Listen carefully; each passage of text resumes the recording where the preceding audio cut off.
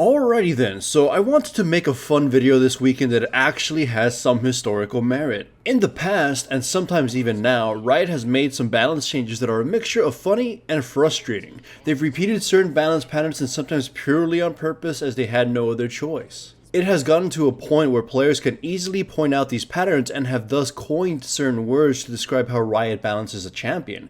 These are basically the memes of balance. I can't start this off without mentioning Irelia first. Irelia is basically the first meme that started. Better nerf Irelia was a phrase uttered when any champion was going batshit crazy and needed nerfs, but wasn't getting them. You'd often hear lines like, "Oh, Vladimir is dominating the meta and picked every game, better nerf Irelia," and whatnot.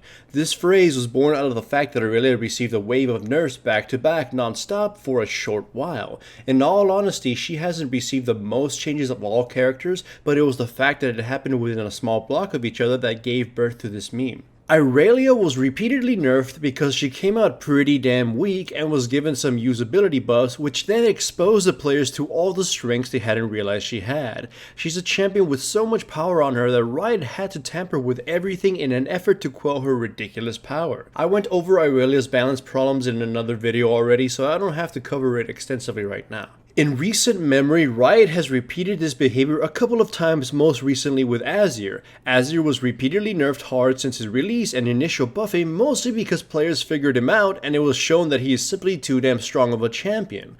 Either way, at this point, to be Irelia'd means to be nerfed rapidly without mercy, usually because a champion was too good or ridiculous. A long time ago, Olaf rampaged the professional scene and absolutely slaughtered everyone. You can still search up old videos of Voyboy ass blasting other professionals, but nowadays Olaf remains only an occasional comfort pick, but rarely a thing even in compositions that would fit him.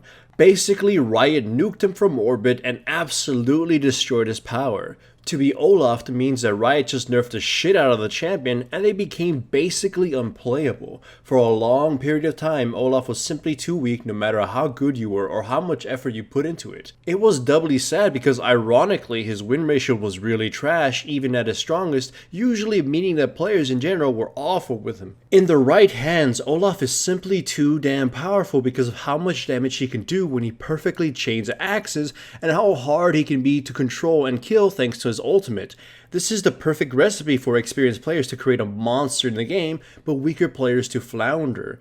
Riot has made an effort to avoid Olafing more characters in the future, but they recently had to in order to prevent Juggernaut Mordekaiser from going crazy. In the more recent years, Olaf's buffs have made him capable of seeing play, although I fear his incredible power from his ultimate will see him the target of nerfs again if he ever sees more competitive play. This one is personally one of my most hated, not because of its use, but because of what it entails. A while back, Sejuani became a huge part of the meta, largely in part by the fact that Cinderhulk was enabling her to torch the jungle before it could beat her to death, and because it gave her a ton of damage in combination with her already higher than normal damage. She was pretty damn powerful, and as a result, Riot nerfed her directly instead of nerfing the Cinderhulk, which was also making other champions besides just her insane. Riot continued to hit her up until she wasn't as powerful, but then Riot nerfed the Cinderhulk as well. I'll reiterate that. Riot nerfed Sejuani because of Cinderhulk and made her power be balanced around the item, and then they nerfed the item. The worst part is that they didn't revert anything on Sejuani and thus left her in some terrible ass state as a result. This one frustrates me because Riot does this too much even to this day. To be Sejuani'd is to be nerfed repeatedly because the champion is too strong due to some indirect powers such as items or masteries, and then those things get nerfed so the champion is worse than before. A recent example of this is the Season 6 Rageblade that has caused a lot of nerfs to be tossed around for champions, and as such, if it no longer becomes a viable item for them, then they will be in a worse state than before. I've gone over this next one in a different video, but it is always funny, in a sad way, to talk about it. Skarner's release was awful and he was plagued with bugs and mana issues. Riot buffed everything about him except his mana, and they did this 2 more times until finally actually fixing what was wrong with him, and as such he became a monster that rampaged the hell out of the game. Riot then nerfed him to the ground, and eventually Skarner started his cycle of reworks. To be skarnered is to be thought weak on release despite simply players not knowing how to play the champion, a few bugs holding the champion back, or having usability issues and then being buffed needlessly or in the wrong places, so when the things holding the champion back naturally go away, they're left in an insane state. In much simpler terms, a champion's power is still being figured out, so Riot needlessly buffs them or buffs them in the wrong places, and as such they go batshit crazy when the players actually get better with them. Once again, Azir was victim of this, as were other champions like Yasuo. It is simply my assumption, but I think Riot doesn't like to let customers feel like they bought a terrible champion, so they're under pressure to make the champion feel better even if they'd rather wait a little while longer to get a feel for the balance of the champion. Either way, this problem doesn't last forever, so it just leads me to believe it is a temporary market solution. Now, this last one didn't really catch on, but I was hoping it would, since it was perhaps one of the more unfair situations to happen to a champion. Some while back, Teemo received some changes to his kit that were by all means a massive nerf to Teemo, but some players, especially very vocal ones, were clamoring as to how these were buffs. This was likely done on purpose, as some rioters defended the changes to Teemo, and some of those changes were flashy and seemingly fun.